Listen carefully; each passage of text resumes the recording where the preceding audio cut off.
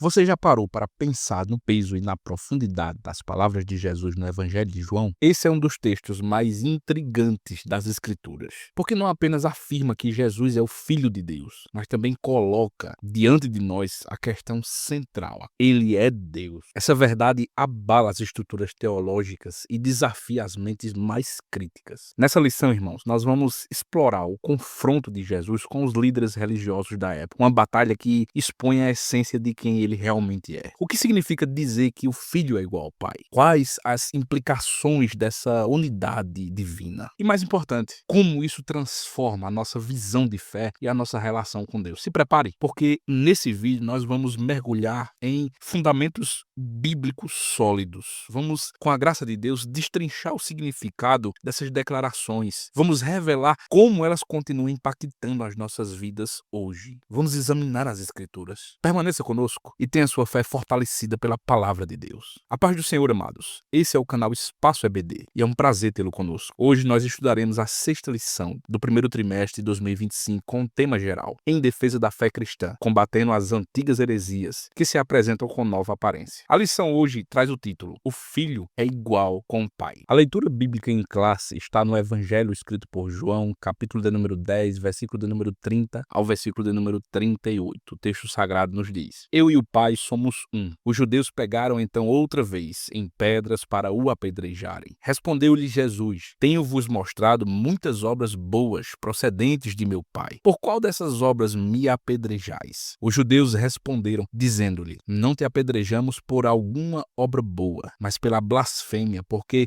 sendo tu homem, te fazes Deus a ti mesmo. Respondeu-lhe Jesus: Não está escrito na vossa lei? Eu disse: Sois deuses. Pois se a lei chamou deuses aqueles a quem a palavra de Deus foi dirigida, e a Escritura não pode ser anulada, aquele a quem o Pai santificou e enviou ao mundo, vós dizeis blasfêmia, porque disse: Sou filho de Deus? Se não faço as obras de meu Pai, não me acrediteis. Mas se as faço e não credes em mim, credes nas obras, para que conheçais e acrediteis que o Pai está em mim e eu nele. Amados irmãos, os objetivos propostos dessa lição são mostrar a doutrina bíblica da relação entre Deus Pai e o Filho unigênito, refutar biblicamente a heresia do subordinacionismo e, por fim, exemplificar como o subordinacionismo está presente na atualidade. A verdade prática da nossa lição nos traz algo muito significativo. O comentarista nos diz: o termo teológico Filho de Deus é título. Sendo assim, a existência de Jesus é desde a eternidade junto ao Pai. Amados, o ponto de número 1 da nossa lição nos diz a doutrina bíblica da relação do Filho com o Pai. Tendo em mente o objetivo deste ponto de mostrar a doutrina bíblica da relação entre Deus Pai e o Filho unigênito, nós podemos observar, amados irmãos, que a relação entre o Filho e o Pai na Bíblia ganha contornos assim muito profundos quando nós analisamos as Escrituras em seu contexto histórico e também teológico. Logo no Antigo Testamento nós encontramos declarações que apontam para a grandeza de Deus e ao mesmo tempo sugerem uma pluralidade em sua unidade. Gênesis capítulo 1, versículo 26 registra claramente Deus dizendo: façamos o homem à nossa imagem. Isso indica, irmãos, um diálogo interno na divindade. Muitos estudiosos entendem que, embora esse texto não explique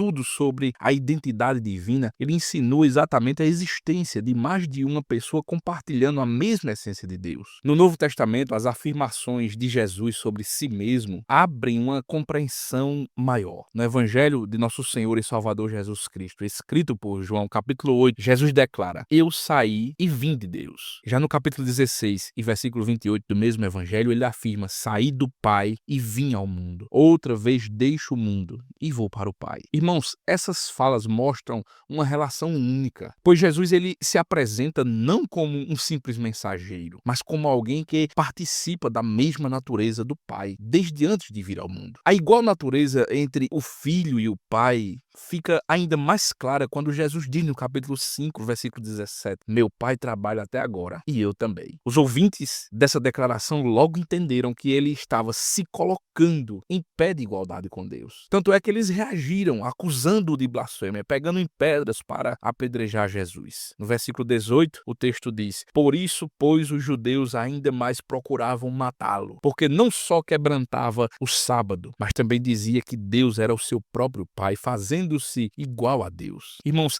a identidade divina do Filho não é uma ideia isolada de alguns versículos. Ela transparece ao longo dos evangelhos. No capítulo 1, versículo 1, já estudamos aqui. No princípio era o Verbo, e o Verbo estava com Deus, e o Verbo era Deus. Esse Verbo é identificado de forma muito precisa, muito simples, muito visível. É Jesus. No capítulo 1, versículo 14, não resta dúvida. Não é uma criação posterior, é a expressão pessoal do Deus que se fez carne. É por isso que quando Paulo escreve aos Coríntios, na segunda carta, capítulo 5, versículo 19, ele diz que Deus estava em Cristo, reconciliando consigo o mundo, não lhes imputando os seus pecados. Veja, irmãos, essa verdade confirma a apresentação de Jesus como alguém que se iguala ao Pai em substância, embora seja distinto em pessoa. A expressão Filho de Deus não pretende indicar que Jesus seja menos que o Pai. Não. Biblicamente, ser filho pode carregar exatamente a ideia de ser ou de ter a mesma essência. Quando os fariseus ouvem Jesus falar que Deus é seu pai de modo exclusivo, eles entendem que ele estava reivindicando uma posição única, equiparada à divindade do Pai. Alguns aspectos também nos chamam a atenção e confirmam a divindade de Jesus. Por exemplo, no contexto judaico, somente Deus pode perdoar pecados. Ainda assim, Jesus ele perdoava. No evangelho escrito por Marcos, capítulo 2, versículos 5 ao 7, o texto diz assim: E Jesus, vendo a fé deles, disse ao paralítico: Filho, perdoados estão os teus pecados. Apenas Deus é o Senhor do sábado, porém ele se colocava nessa posição. Capítulo de número 2, versículo de número 28, o texto diz assim: o Filho do Homem, até do sábado, é o Senhor. Esses pontos, irmãos, reforçam que, ao chamá-lo de Filho de Deus, a Bíblia revela exatamente a divindade de Cristo. No Antigo Testamento, há passagens que são especialmente intrigantes, como Salmo 45, versos 6 e 7, em que Deus é chamado de Deus e logo em seguida esse mesmo Deus está ungindo outro a quem também chama de Deus. Veja o texto. Teu trono, ó Deus, é eterno e perpétuo. O cetro do teu reino é um cetro de equidade. Tu amas a justiça e odeias a impiedade. Por isso, Deus, o teu Deus, te ungiu com óleo de alegria mais do que a teus companheiros. No Novo Testamento, o autor da carta aos Hebreus, ele esclarece essa dificuldade de entender essa passagem. E ele aplica esse texto exatamente a Cristo. Capítulo 1, versículo 8 de Hebreus, o texto diz assim: Mas do Filho diz: ó Deus, o teu trono subsiste pelos séculos dos séculos. Amados, sem sombra de dúvida, esse é um diálogo divino em que o Pai se dirige ao Filho como Deus, confirmando a unidade plural da divindade. A expressão Filho do Homem também aparece diversas vezes, reforçando tanto a humanidade quanto a autoridade de Cristo. Em Daniel, por exemplo, capítulo 7, versículo 13 e 14, o Filho do Homem ele recebe domínio eterno, glória, algo que só pertence a Deus. Jesus se apropria desse título, irmãos, em várias ocasiões. Ele deixa claro que, embora possua plena humanidade, ele também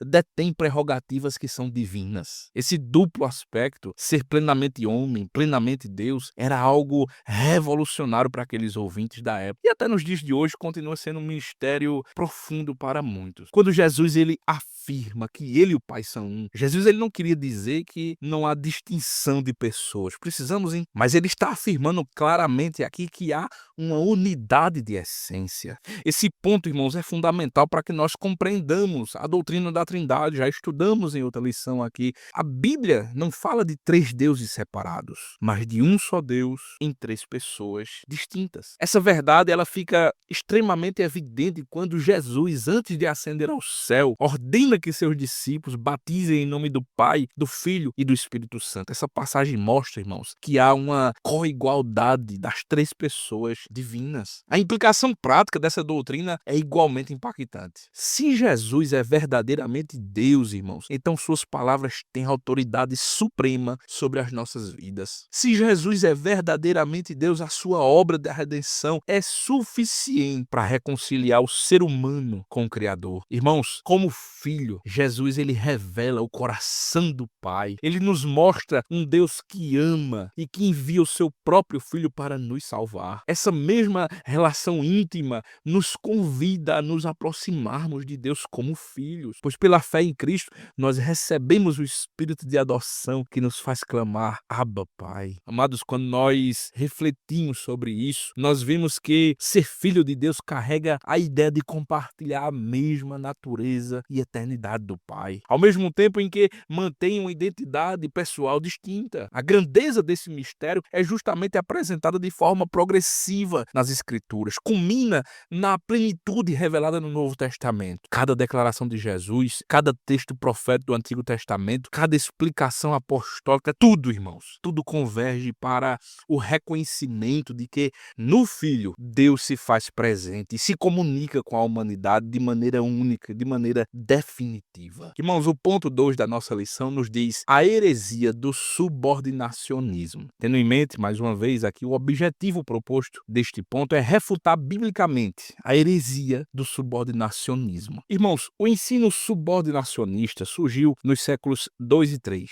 com a tentativa de manter o monoteísmo, mas infelizmente acabou desvalorizando a plena divindade de Jesus, ao sustentar que o Filho seria inferior ao Pai ou mesmo uma divindade secundária. Essa corrente de pensamento gerou graves distorções no entendimento bíblico a respeito da Trindade. Os adeptos do subordinacionismo, eles faziam uso de passagens bíblicas interpretadas de forma isolada, afastavam-se do ensino global das Escrituras. Um exemplo disso aparece quando lemos, por exemplo, textos em que Jesus ele fala de subordinação ao Pai. Por exemplo, João capítulo 14, versículo 28. O texto diz assim: Ouviste que eu vos disse, vou e venho para vós. Se me amasseis, certamente exultaríeis, porque eu disse, vou para o Pai, porque o Pai é maior do que eu. Observe, quando Jesus ele declara que o Pai é maior do que ele, o contexto e o conjunto mais amplo das Escrituras indicam, na verdade, que ele não está negando a própria divindade ou a igualdade de essência com o Pai. Observe no capítulo 5, versículo 18, que o texto diz assim: Por isso, pois, os judeus ainda mais procuravam matá-lo, porque não só quebrantava o sábado, mas também dizia que Deus era o seu próprio Pai, fazendo-se igual a Deus.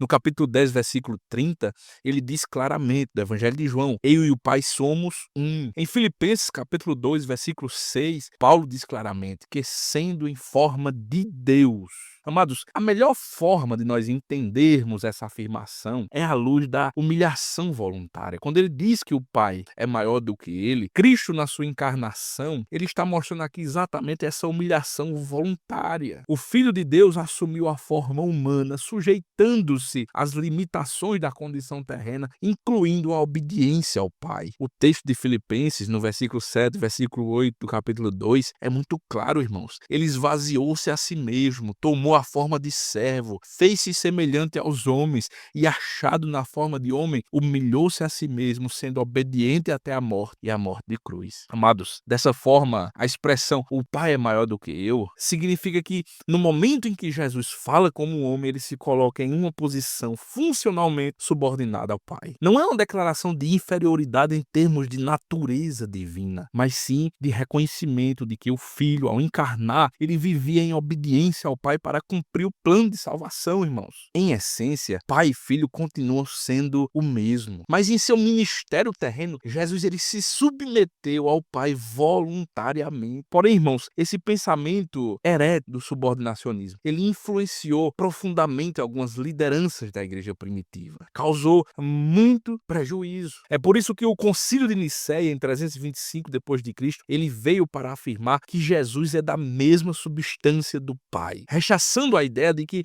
o Filho seria simplesmente uma criatura elevada, inferior em divindade. Não. Na prática, os subordinacionistas procuravam enfatizar a singularidade e a supremacia de Deus. Parecia ser positivo, mas por fim terminavam por negar a coeternidade e a coigualdade de Cristo. Eles se apoiavam em argumentos como a sujeição de Jesus ao Pai durante sua vida terrena, tomando passagens fora do contexto. Irmãos, esses textos, quando nós vemos em harmonia em todo o Novo Testamento, evidenciam a humilhação voluntária do Filho quando ele se encarna. Mas isso não implica em inferioridade essencial. A Bíblia, irmãos, por outro lado, revela de maneira contundente a igualdade do Pai, do Filho e do Espírito Espírito Santo. Basta observar a fórmula batismal. Jesus ordena expressamente que fosse batizado em nome do Pai, do Filho e do Espírito Santo. Esse texto não apenas une as três pessoas da Trindade, mas faz em uma só expressão de nome, indicando unidade de essência. Quando Paulo ele escreve aos Coríntios, que encerra sua epístola com a bênção apostólica, lá estão as três pessoas da Trindade, evidenciando novamente unidade de essência. Irmãos, o período pré-niceno foi marcado pelo esforço de entender e formular de modo adequado a doutrina da Trindade, a partir dos textos bíblicos. Muitos cristãos, desejando salvaguardar a crença em um único Deus, eles enfrentaram dificuldade em conciliar a plena divindade do Filho com o Pai. Infelizmente, alguns exageraram ao afirmar que o Filho seria menor, temporalmente posterior ao Pai, trazendo ideias de que se aproximaram, inclusive, do arianismo. Porém, com os avanços dos debates teológicos e a contribuição de diversos líderes da igreja, reconheceu-se que as Escrituras testificam não apenas um único Deus, mas também a essência de três pessoas coeternas e coiguais que compartilham a mesma natureza divina. Irmãos, a heresia do subordinacionismo, ela contraria a totalidade do testemunho bíblico, que aponta para o Filho como plenamente Deus e ainda assim distinto da pessoa do Pai. Esse equilíbrio, ele pode ser notado na maneira como o Novo Testamento apresenta o amor entre o Pai e o Filho, a obediência voluntária de Cristo e a missão do Espírito Santo, tudo interligado, mas jamais rebaixando o Filho ou o Espírito Santo a um estatuto inferior. A confissão de que Jesus Cristo é o Senhor, a fala de Tomé quando ele chama Jesus de Deus, lançam, irmãos, luz sobre a reverência que nós devemos dar ao Filho. Demonstram claramente o reconhecimento da divindade do Filho ao lado do Pai. Irmãos, uma leitura equilibrada das Escrituras e da história da igreja mostra, sem sombra de dúvidas, que a Trindade é, ao mesmo tempo, uma unidade perfeita e uma diversidade de pessoas divinas. Qualquer tentativa de subordinar o Filho ao Pai em natureza ou o Espírito Santo ao Filho em divindade arranca das páginas bíblicas o testemunho de que Deus habita em perfeita igualdade de ser. Por isso, irmãos, é fundamental que nós rejeitemos o subordinacionismo, mantendo firme a confissão do verdadeiro Deus Trino, como a própria Escritura afirma repetidamente. Amados, o ponto 3 da nossa lição nos diz como o subordinacionismo se apresenta hoje. E tendo em vista, amados irmãos, o propósito proposto da nossa lição, exemplificar como o subordinacionismo está presente na atualidade. Veja que o debate acerca do subordinacionismo, ele não se restringe à história da igreja primitiva. Ele encontra reflexos ainda hoje em diferentes religiões e movimentos. No contexto islâmico, por exemplo, o Alcorão, ele rejeita a ideia de que Jesus ele seja filho de Deus. Ele interpreta esse conceito como se envolvesse uma relação física ou conjugal entre Deus e Maria. Para nós, irmãos, isso decorre exatamente de uma leitura equivocada da expressão filho de Deus, pois essa expressão nas Escrituras não diz respeito a um processo de geração humana, mas sim à origem e identidade divina de Jesus. A concepção de Cristo, irmãos, é sobrenatural. Ele foi concebido pelo Espírito Santo sem qualquer conotação terrena de uma união marital. No Evangelho escrito por Mateus, capítulo 1, versículo 18, não deixa claro: o nascimento de Jesus Cristo foi assim, que estando Maria, sua mãe, desposada com José, antes de se ajuntarem, achou-se ter concebido do Espírito Santo. Irmãos, nesse ambiente, a tradução islâmica acaba vendo Jesus como um mero profeta. Maomé, por sua vez, acima dele. Para nós cristãos, irmãos, porém, o Novo Testamento revela Cristo não apenas como Messias, mas como aquele que possui toda a autoridade, sendo exaltado pelo Pai acima de todo nome. Logo, a declaração de que Jesus não pode ser filho de Deus resulta uma incompreensão sobre a natureza divina de Cristo, o que também se manifesta na dificuldade em aceitar a doutrina da Trindade, por sua vez. Assim, ainda que alguns muçulmanos respeitem Jesus de Nazaré como profeta, a concepção islâmica termina por negar sua plena divindade. Aproxima-se, em termos gerais, exatamente de uma forma de subordinacionismo, ou um mero rebaixamento da pessoa de Jesus. Outro grupo no qual o subordinacionismo se manifesta de maneira clara é o movimento das testemunhas de Jeová. Essas testemunhas declaram publicamente a crença em vários deuses. deuses. O Deus Todo-Poderoso, a quem chamam de Jeová, e um Deus poderoso, que identificam como Jesus.